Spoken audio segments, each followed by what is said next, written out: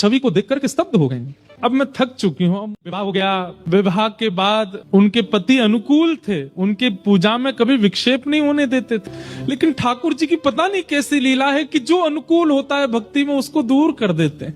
और एक दिन आगरा के युद्ध में उनको इतने बाण लगे कि वे मरणासन अवस्था में आ गए। भोजराज मीरा के प्रति गुरु का भाव रखते हैं। भोजराज कहते हैं, मैंने आपका स्पर्श कन्यादान के समय किया था, आपके हस्त कमल का, परंतु अब मुझे लगता है मेरा अंत समीप है, उससे पूर्व मैं एक बार आपका स्पर्श करना चाहता हूँ। मीराबाई कुछ नहीं बोली। भोजराज कहते हैं, मैं एक बार केवल आपके श्री चरणों का स्पर्श करना चाहता हूँ। ठाकुर जी के पास गई, अपने गिरधर गोपाल की प्रसादी माला लेकर के आई और भोजराज के गले में पहनाई और अपना हस्त कमल उनके शीश पर फेरती हैं मीरा। श्रृंगार के रूप में मीराबाई को देखते देखते देखते मानो जैसे उनके पति को साक्षात युगल ही एक रूप में हो ऐसा दिखने लगा। उनके पति अपने प्राण त्याग देते।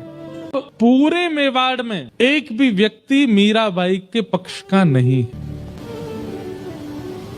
खूब यातनाएं देते हैं, प्रताड़ना करते हैं, उपहास करते हैं, पर मीराबाई को इससे कोई फर्क नहीं पड़ता। एक बार जब वैद्य को विष बना करके देना पड़ा और मीराबाई चरणामृत समझ के पी गईं, कुछ हुआ नहीं, तब उसी वैद्य को 2 बूंद पिला दी गई राणा के द्वारा, मर गया वो वैद्य। तब मीराबाई के चित्त को क्षोभ हुआ कि मुझ तक पीड़ा रहे मैं सह लूं, पर मेरे अलावा किसी और को मिले ये मैं सहन नहीं कर सकती। गोस्वामी तुलसीदास जी को पत्र लिख करके मीराबाई ने अब पूछा क्या करूं। तब गोस्वामी जी ने आज्ञा की कि अब ऐसों का त्याग करो जो हरि विमुख है। और मीराबाई मेवाड़ से मेड़ता गई। मीराबाई को एक दिन फिर नुकुंज का दर्शन हुआ।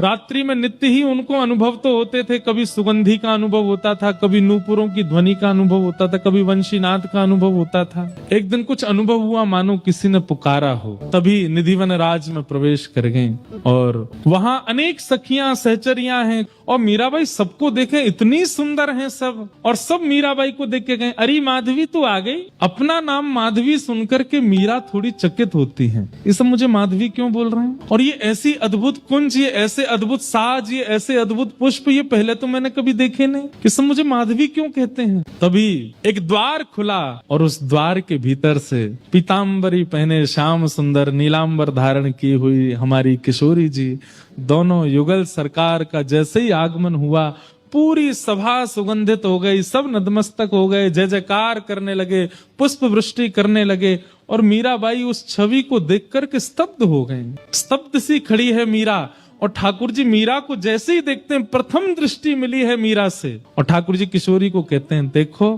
किशोरी जी माधवी खड़ी है।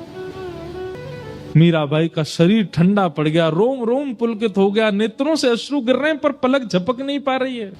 ठाकुर जी समीप नहीं गए, बस दूर से ही कही किशोरी जी से, देखो माधवी आई है। और ठाकुर जी जाकर के सेज पर विराज गए। सब सखियां अपनी अपनी सेवा में लगी हैं, अकेली माधवी दूर खड़ी है, कुछ पता नहीं क्या करना है। ठाकुर जी ने माधवी की ओर देखा और ज्यों-ज्यों ठाकुर जी नयन भर के देखते हैं मीरा को, त्यों-त्यों मानो जैसे प्राण निकलने को होते हैं। नेत्र बंद हो गए मीराबाई की और संपूर्ण लीला द्वापर युग की माधवी रूप की उनको दिखने लगी। एक गोप कन्या माधवी जिसका ब्याह श्री दामा से हुआ, ठाकुर जी मुख देखने के लिए आए, सब लीला देख रही है वहीं बैठ करके निकुंज में। और आज मीराबाई को स्पष्ट हुआ कि ये इतना प्रेम जो मेरे चित्त में संदिग्ध था, इसका कारण क्या है।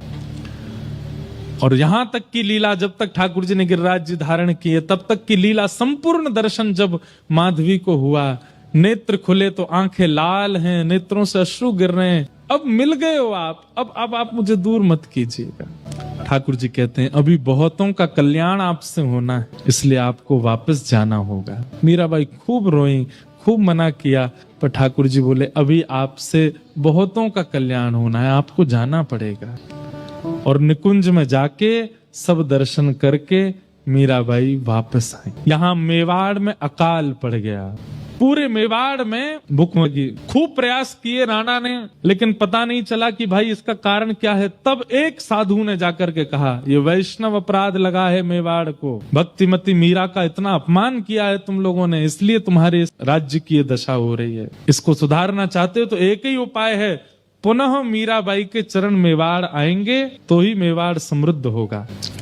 ब्राह्मणों को भेज दिया द्वारिका, पता करा कहाँ है मीराबाई, तो द्वारिका में है, तो वहां पर ब्राह्मणों को भेज दिया, बड़े बड़े श्रेष्ठ जनों को भेज दिया, जाओ याचना करके